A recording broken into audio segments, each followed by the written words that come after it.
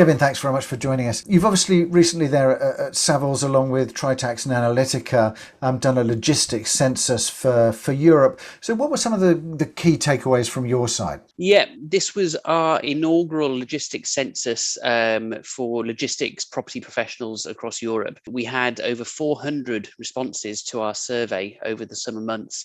And crucially, we had responses from a wide mix of people: investors, developers, landowners, agents. Crucially, we had over a quarter of our respondents were occupiers. And the key standout stat for me was that almost 90% of the occupiers are in expansion mode. That to me is a really good leading indicator for future demand in the sector.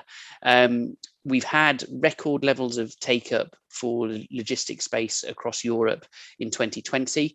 The first half has exceeded long-term averages by around 60% at a pan-European basis. And that to me suggests that 2021 is going to be another record year.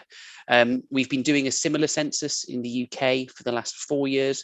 And that's the response to that question has always proven to be a leading indicator for the next 2 or 3 years. So for me, that's the standout stat, that we expect to see continued high levels of occupier demand across the continent.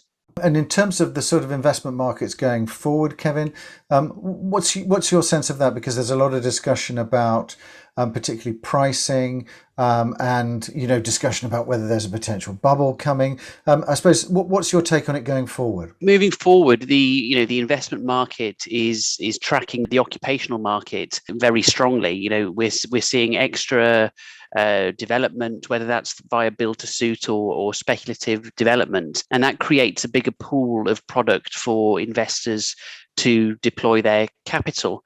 So the sentiment around the sector is strong, both occupationally and investment wise. And that to me suggests that investment volumes will continue to rise. It is tough, however, to access grade A stock. There's a lot of competition, there's a lot of new entrants.